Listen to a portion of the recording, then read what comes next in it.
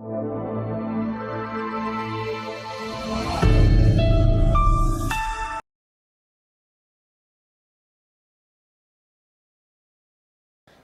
है आपका प्यारे बच्चों। मैं आपकी होस्ट और मेंटर मीरा शर्मा लेकर आई हूँ आपके सामने वाणी पब्लिशर्स की वैदिक गणित भाग 8।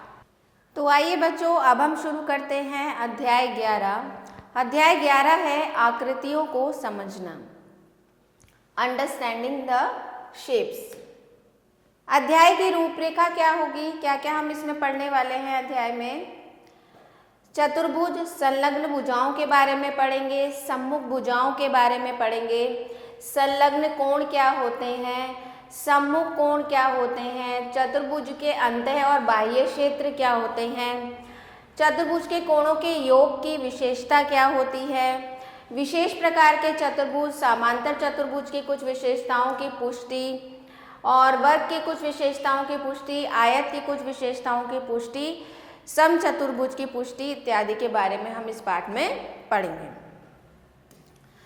तो आइए शुरू करते हैं। सबसे पहले देखते हैं चतुर्भुज यानी कि क्वाड्रिलेटरल। तो यदि हम किसी तल पर 4 बिंदु ए बी सी डी इस प्रकार लेते हैं कि उनमें से कोई 3 बिंदु संरेख हों यानी कि कॉलिनियर हो। संरेख मतलब जो एक ही रेखा पर बिंदु आते हैं, ये जो बिंदु हैं ये क्या कहलाएंगे? हमारे संरेख बिंदु कहलाएंगे।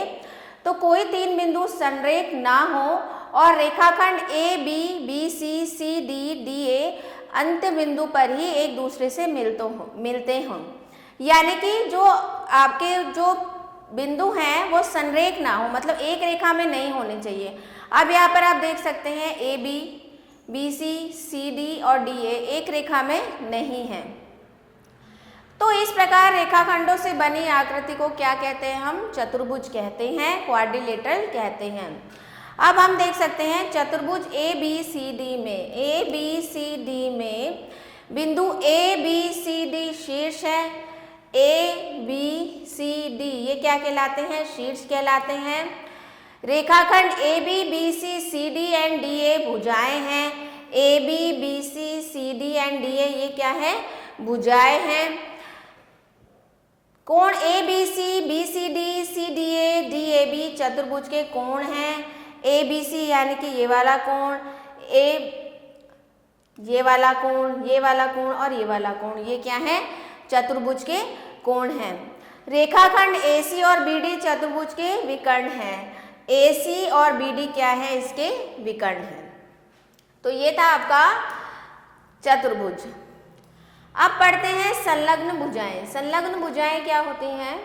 एडजेसेंट साइड्स क्या होती हैं? चतुर्भुज की 2 भुजाएं जिनमें कम से कम एक शीर्ष उभयनिष्ठ हो, संलग्न भुजाएं कहलाती हैं। जैसे उपरोक्त चित्र में A B, B C, B C, C D, C D, D A संलग्न भुजाओं के युग्म हैं। तो बच्चों संलग्न भुजाएं क्या होती हैं? जो एक दूसरे से जुड़ी हुई होती हैं। जैसे ए बी और बी सी आपस में संलग्न हैं, ये संलग्न भुजाएं कहलाएंगी। इसके अलावा अगर हम दूसरी भुजा की बात करें तो ए डी और डी सी क्या है? ये संलग्न भुजाएं हैं। तो यानी कि जो एक दूसरे से लगी हुई हैं। तो यहाँ पर A B B C, A B B C और C D B C C D, B C C D संलग्न भुजाएं हैं और सी डी और डी ए संलग्न भुजाएं हैं। अब उसके बाद आता है आपका सम्मुख भुजाएं। सम्मुख भुजाएं क्या होता है? चतुर्भुज की वे 2 भुजाएं जिनका उभयनिष्ठ शीर्ष नहीं होता सम्मुख भुजाएं यानी कि अपोजिट साइड कहलाती हैं। जैसे कि ए बी और सी डी सम्मुख भुजाएं जो बन की सामने की भुजा, तो ए बी और सी डी, ए बी के सम्मुख कौन सी भुजा है? सी डी है और ए डी के सम्मुख कौन सी भुजा है? बी सी है। उसके बाद आता है आपका संलग्न कोण। संलग्न कोण यानी कि एडजेसेंट एंगल। एडजेसेंट एंगल क्या होते हैं? चतुर्भुज के ऐसे 2 कोण जिनकी उभयनिष्ठ भुजा होती है संलग्न कोण कहलाते हैं।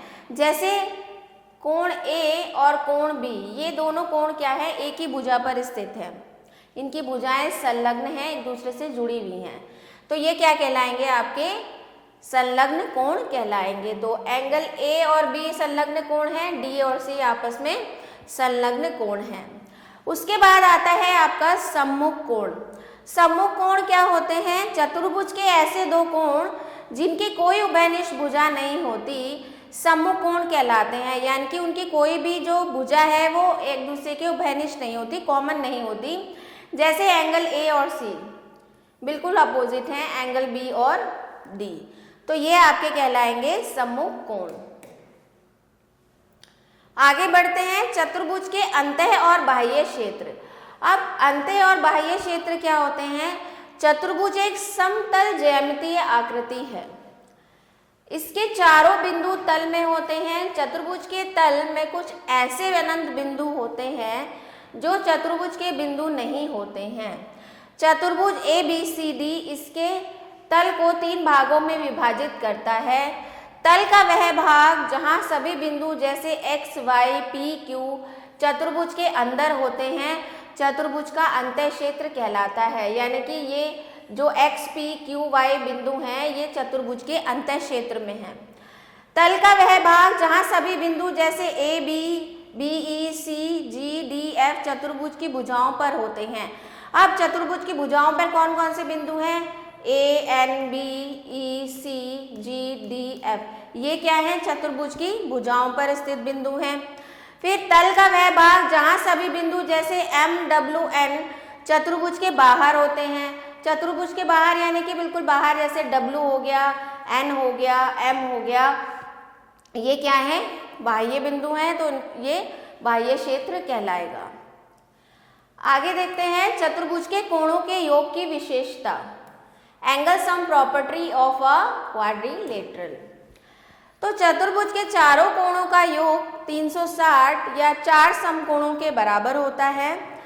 पुष्टि कैसे हम इसको सिद्ध करेंगे कि चतुर्भुज के चारों कोणों का योग 360 होता है? तो इसकी पुष्टि करेंगे। एक चतुर्भुज ABCD बनाइए, इसमें विकर्ण AC खींचिए। तो ABCD बनाया, इसमें हमने विकर्ण AC खींच लिया।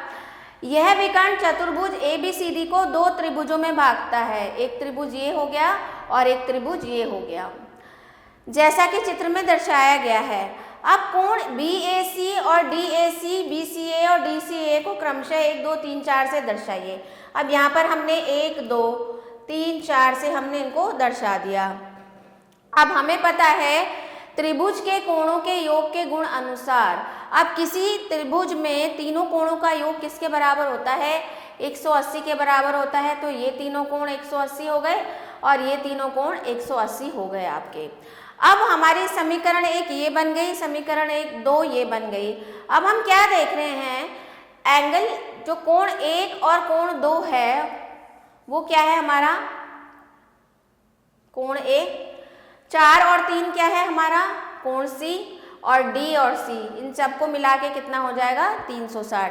क्योंकि ये वाला कोण, ये वाला कोण, ये वाला कोण बराबर 180 डिग्री, ये वाला कोण, ये वाला कोण, ये वाला कोण बराबर 180 डिग्री। अब इन दोनों को मिलाकर ये क्या हो जाएगा? ये और ये मिलाकर कितने हो जाएंगे? तो ये हो जाएगा 180 और 180 कितना हो जाएगा? 360।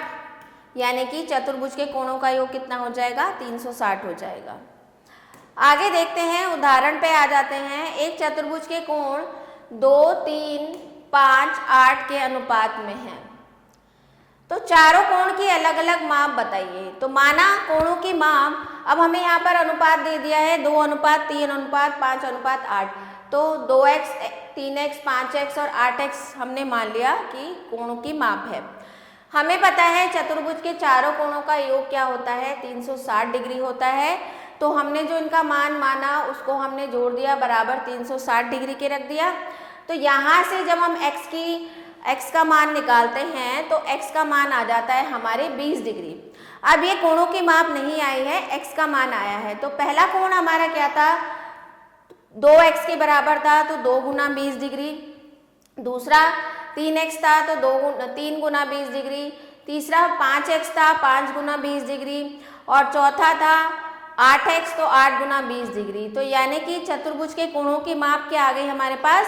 40 डिग्री, 60 डिग्री, 100 डिग्री और 160 डिग्री। उदाहरण 2 है, चतुर्भुज ABCD में कोण D की माप 120 है और A जो है, B जो है और C जो है वो तीनों बराबर हैं। तो चतुर्भुज के तीनों कोणों में से प्रत्येक की माप बताइए। अब हमें एंगल D जो है वो दे दिया है 120 डिग्री और बाकी 3 एंगल जो है वो बराबर हैं। तो बाकी तीनों को हमने क्या मान लिया, x मान लिया। तो x plus x plus x plus 120 बराबर 360 डिग्री। इनको जोड़ा तो x हमारा आ गया 80 डिग्री। अब क्योंकि 3 कोण बराबर थे x के, तो 3 कोण हो गए 80 डिग्री और बाकी चौथा कोण आपको दिया ही है 120 डिग्री का, तो चौथा कोण आपका हो जाएगा 120 डिग्री। अब आ जाते हैं प्रश्नावली 11.1 पे। पहला प्रश्न है, एक चतुर्भुज के तीनों कोणों की माप 70 डिग्री, 50 डिग्री और 125 डिग्री है। तो चतुर्भुज के चौथे कोण की माप क्या होगी? हमें पता है चतुर्भुज के चारों कोण की माप कितनी होती है, 360 के बराबर होती है। तो चौथा कोण हमने मान लिया x बराबर 360 डिग्री। तो इन तीनों को जोड़ देंगे, 70 और 50 120, 120 में 125 जोड़ा तो 245 हो गया। 245 प्लस 1 बराबर 360 और x बराबर हो गया हमारा 360 में से अगर हम 245 को घटा देंगे तो 10 में से 5 गया 5, 5 में से 4 गया 1 और 3 में से 2 गया 1। तो यानी कि हमारा आ जाएगा 115 डिग्री सेल्सियस। तो ये हो जाएगा आपका 115 डिग्री का कोण आपका। अब देखते हैं आगे, चतुर्भुज ABCD में कोण D दिया है 150, ABC बिल्कुल उसी की तरह है जो उदाहरण हमने किया है। ABC को x मान लेंगे तीनों को, प्लस 150 बराबर 360 के रख देंगे। चतुर्भुज के दो कोणों की माप 65 डिग्री है, तीसरे कोण की माप 135 है, चौथों की माप ज्ञात कीजिए। दो कोणों की माप 65 है तो 65 प्लस 65, तीसरा कोण है 135 प्लस x हो जाएगा, तो यहाँ पर हम लिख देंगे 360 डिग्री। इन तीनों को जोड़कर x का मान ज्ञात कर लेंगे। तो दो कोण तो हमें दे ही रखा है 65 डिग्री, तीसरा कोण 135 है, चौथा आपका x का मान जो आएगा वही आपका चौथा कोण होगा। चौथा है, एक चतुर्भुज के सभी चार कोणों की माप समान है, प्रत्येक कोण की माप ज्ञात कीजिए। चारों कोणों की माप समान है यानी कि चारों को हमने x मान लिया बराबर 360 डिग्री। ये हो गया 4x बराबर 360 डिग्री, x बराबर आ गया 360/4, 4 9 36, यानी कि x का मान क्या आ गया 90 डिग्री। तो यानी कि प्रत्येक कोण की मान कितनी होगी, 90 डिग्री का मान होगा प्रत्येक कोण का। अगला प्रश्न है, क्या एक चतुर्भुज के चारों कोणों की माप क्रमशः 125, 135, 60 और 75 संभव है? अब आपसे बोला जा रहा है कि क्या ये कोण एक चतुर्भुज में हो सकते हैं। तो हमें पता है चतुर्भुज के चारों कोणों की माप कितनी होती है, 360 डिग्री होती है। चारों को जोड़ लेते हैं, अगर 360 आता है तो संभव है, अन्यथा नहीं है। इसके बाद चतुर्भुज के कोणों में 3:5:7:9 का अनुपात है, तो कोणों की माप ज्ञात कीजिए। तो कोण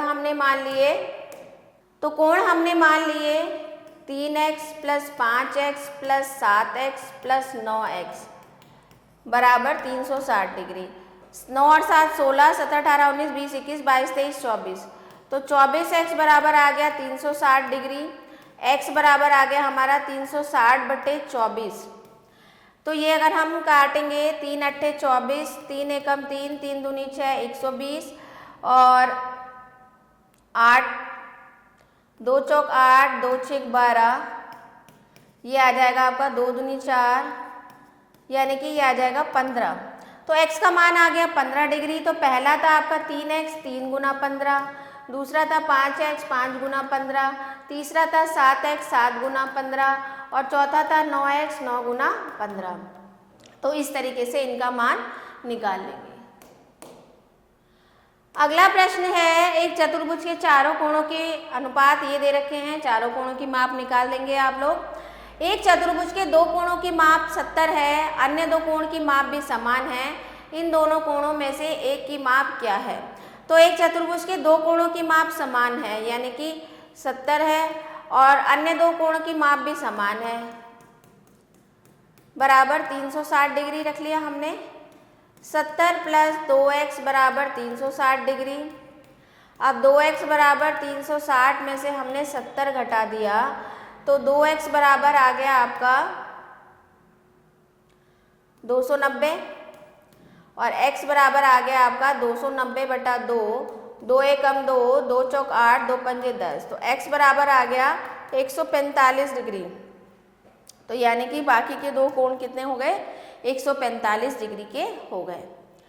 अगला प्रश्न है, दिए गए चित्र में कोण A कोण B के समद्विभाजक बिंदु P पर मिलते हैं। यदि कोण C बराबर 100 डिग्री हो और कोण D बराबर 50 हो तो कोण APB की माप ज्ञात कीजिए। APB की माप ज्ञात कीजिए। तो हमें पता है चतुर्भुज के चारों कोणों का योग कितना होता है, 360 डिग्री होता है। अब हम देखते हैं ये कोण A और B के समद्विभाजक बिंदु P पर मिलते हैं। तो जो B है P पर मिलते हैं, यानी कि समद्वि बात कर रही है, यानी कि ये दोनों को बराबर भागों में बांट रहा है। दोनों कोणों को कितने में बांट रहा है, बराबर भागों में बांट रहा है। यदि कोण C बराबर 100 डिग्री सेल्सियस हो और कोण D बराबर 50 डिग्री सेल्सियस हो तो PAB की माप ज्ञात कीजिए। अब ये समद्विभाजक यानी कि ये दोनों कोण बराबर होंगे, तो ये दोनों कोण बराबर होंगे और ये कोण हमें निकालना होगा। तो इसको x और x और ये आ जाएगा आपका, अगर ये दोनों कोण आमने सामने के बराबर हैं तो तीसरा कोण आपका आ जाएगा 90 डिग्री। जब ये 90 डिग्री आ जाएगा तो उससे आप ये वाला कोण और ये वाला कोण निकाल लेंगे। जब ये वाला कोण और ये वाला कोण आ जाएगा तो हमें क्या बताना है, कोण APB की माप ज्ञात कीजिए। APB की माप ज्ञात कीजिए। तो हम चतुर्भुज के जो हमें गुण बताए गए हैं उसके आधार पर इसकी माप ज्ञात कर सकते हैं। अब आते हैं आगे विशेष प्रकार के चतुर्भुज। तो विशेष प्रकार के चतुर्भुज में सबसे पहले आता है आपका समलंब, स्पेशल टाइप ऑफ क्वाड्रिलेटरल। समलंब क्या होता है, एक चतुर्भुज जिसमें सम्मुख भुजाओं का एक युग्म समांतर है, एक समलंब कहलाता है। नीचे दी गई आकृति में ABCD और PQRS और PQ समांतर है SR के। अब पतंग क्या होता है, एक चतुर्भुज जिसके समान भुजाओं के दो युग्म इस प्रकार हो कि प्रत्येक युग्म में समान भुजाएं एक दूसरे के साथ हो, पतंग कहलाता है। दी गई आकृति में ABCD तथा PQRS पतंग है, जिसमें एक में आसन्न भुजाएं AB तथा AD, BC और CD तथा दूसरे में PQ और PS, QR और RS समान हैं, यानी कि ये और ये बराबर हैं और ये और ये आपस में बराबर हैं। आगे देखते हैं समांतर चतुर्भुज।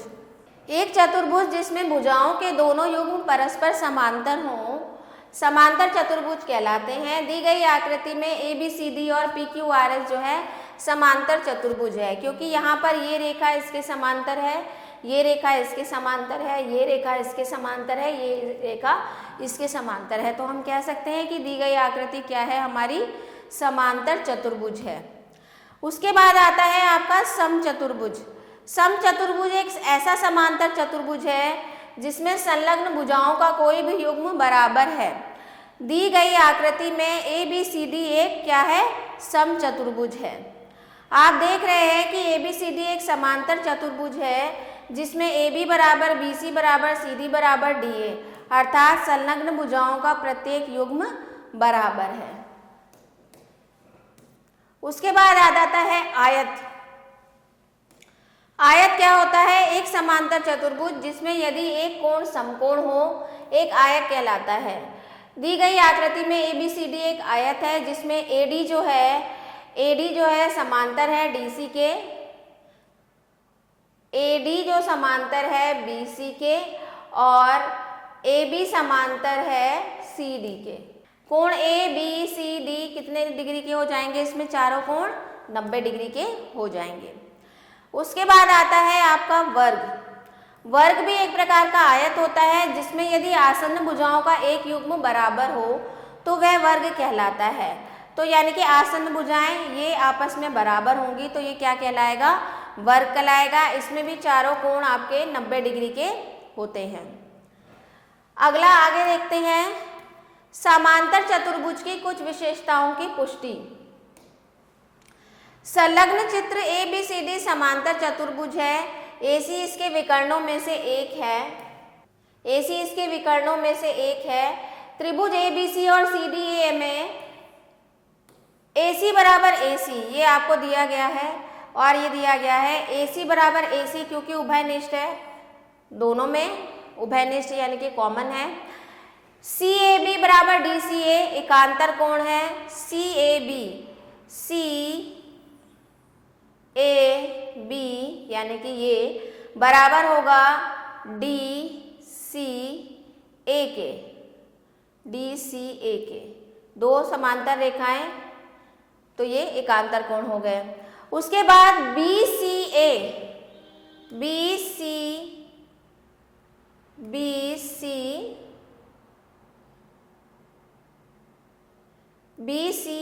ये वाला कोण बराबर है DAC के, ये भी एकांतर कोण हो जाएगा क्योंकि दो समांतर भुजाओं में ऐसे जो एक तिर्यक रेखा काटती है, तो ये वाला कोण और ये वाला कोण क्या होता है, एकांतर कोण होते हैं जो कि बराबर होते हैं।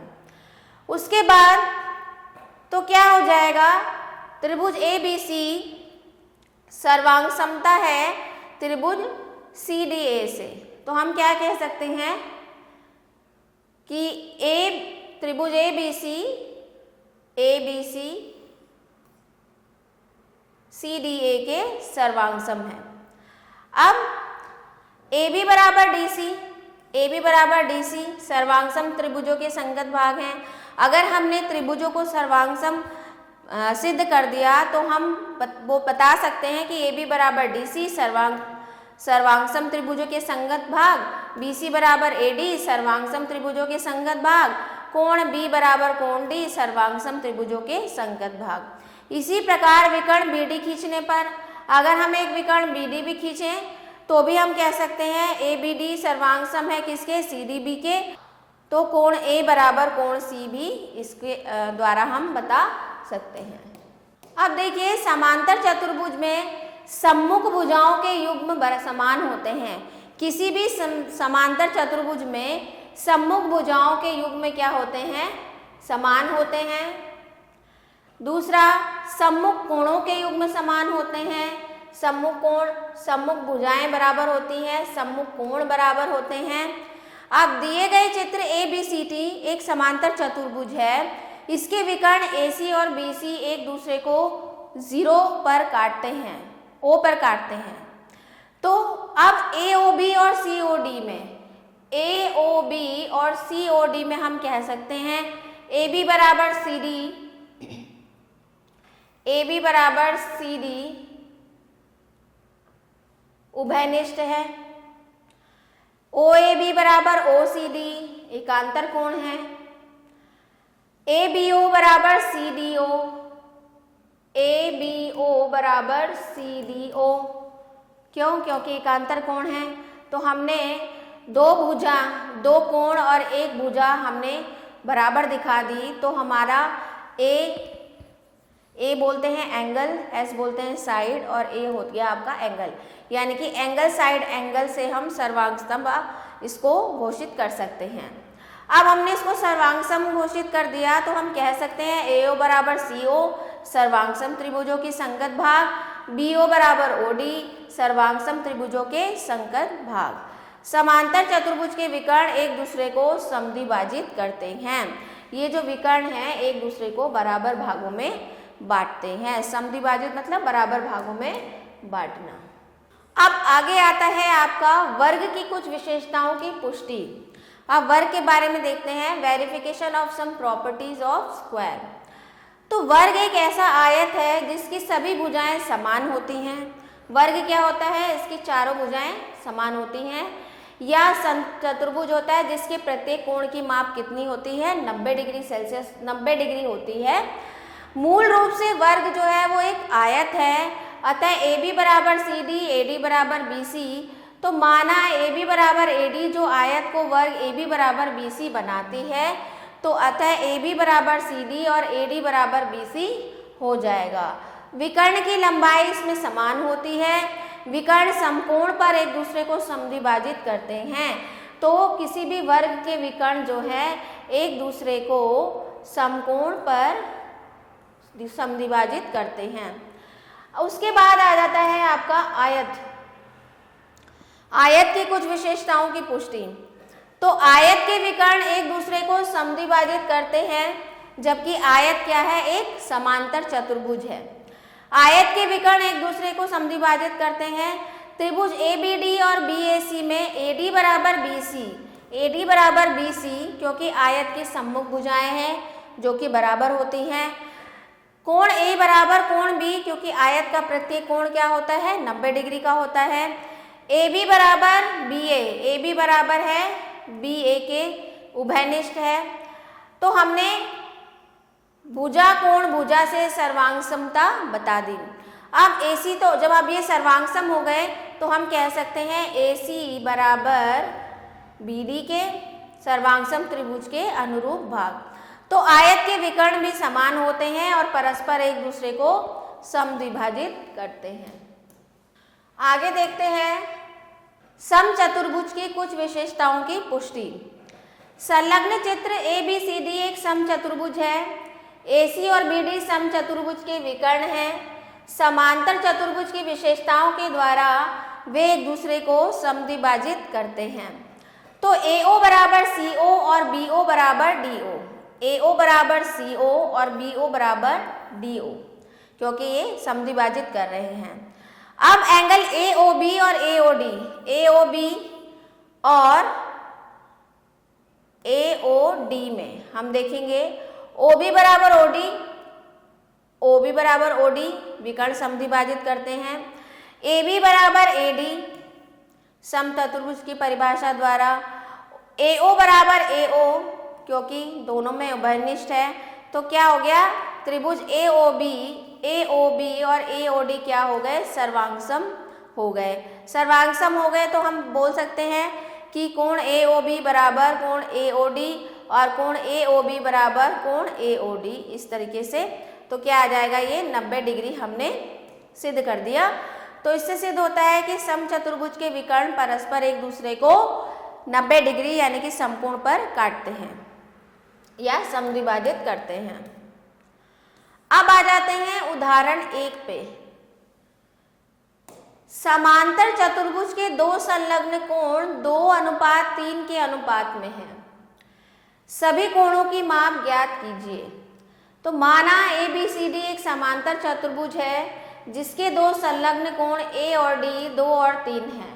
दो संलग्न कोण बताए हैं यानी कि इन दोनों को मान लेंगे, किन्हीं भी दो को मान लेंगे, 2 और 3 तो के अनुपात में है। और समांतर चतुर्भुज है, AB समांतर है CD के, AB समांतर है CD के और AD जो है वो उन्हें काटती है। तो कोण A बराबर प्लस B इन दोनों का योग कितना हो जाएगा, 180 डिग्री। तो A और D का अनुपात क्या है, 2:3। तो यहाँ से कोण A का मान आ गया हमारा 32 डिग्री और कोण D का मान आ गया हमारा 108 डिग्री। तो पुनः समांतर चतुर्भुज के सम्मुख कोण समान है। तो कोण A बराबर होगा कोण C के, तो 72 डिग्री और कोण B बराबर होगा कोण D के, जो कि होगा 108 डिग्री। इसी तरह से अगला उदाहरण है, एक समांतर चतुर्भुज की परिमाप 150 सेंटीमीटर है। इसकी एक भुजा दूसरी भुजा से 25 सेंटीमीटर अधिक है।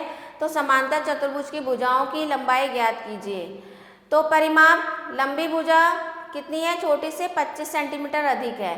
परिमाप क्या होता है, 2 लंबाई प्लस चौड़ाई। तो क्या आ जाएगा, x की मान आ जाएगी आपकी 25। छोटी भुजा की लंबाई 25 हो गई, बड़ी भुजा की लंबाई 25 प्लस 25 कितनी हो गई, 50 सेंटीमीटर हो गई।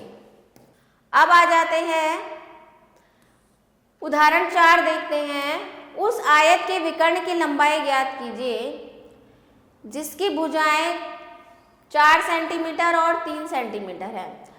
तो आयत की भुजाएं समकोण बनाती हैं, अतः विकर्ण का वर्ग इसकी संलग्न भुजाओं के वर्ग के योग के बराबर होता है। तो विकर्ण का वर्ग बराबर 4 का वर्ग प्लस 3 का वर्ग यानी कि 25 आ गया, 5 का वर्ग, तो विकर्ण की लंबाई कितनी आ गई? 5 सेंटीमीटर। अगला उदाहरण है, किसी समांतर चतुर्भुज के एक कोण की माप 70 है, उसके अन्य कोणों की माप ज्ञात कीजिए। तो एक कोण की माप दे रखी है 70, अन्य कोणों की माप ज्ञात कीजिए। कैसे ज्ञात करेंगे?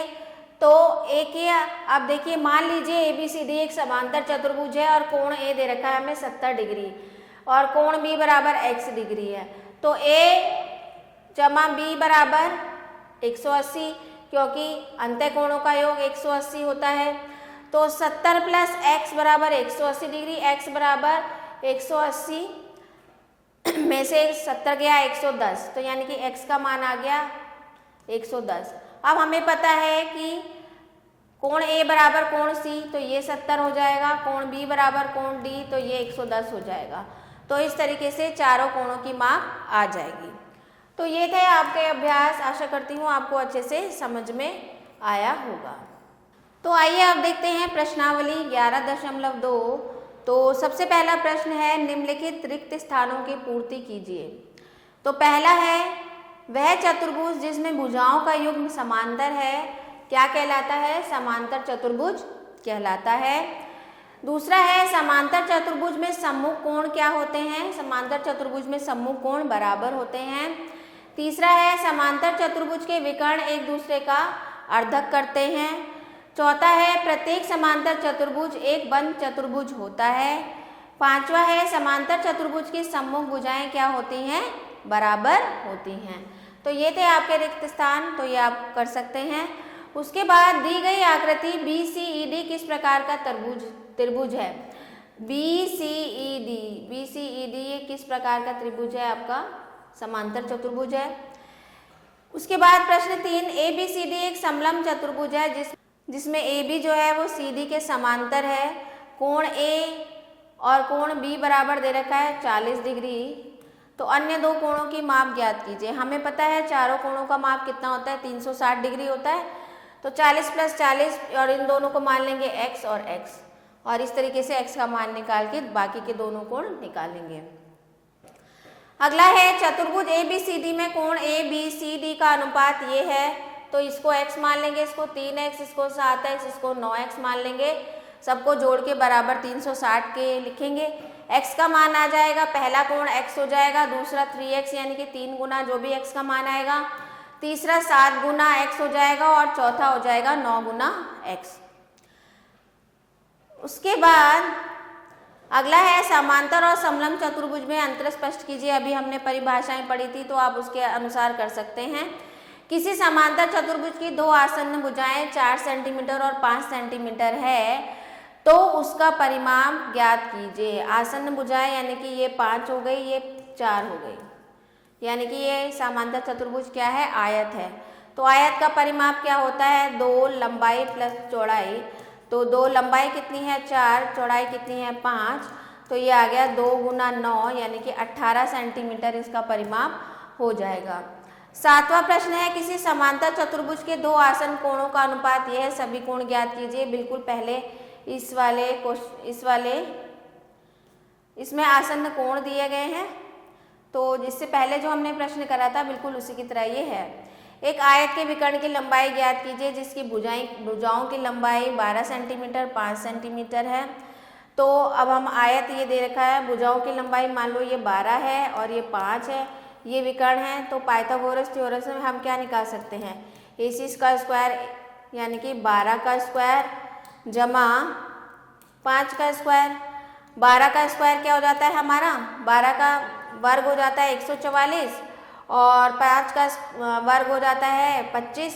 तो ये हो जाएगा आपका 169। 169 किसका होता है? 13 का होता है। तो यानी कि आयत की विकर्ण कितनी आ गई? 13 सेंटीमीटर की आ गई।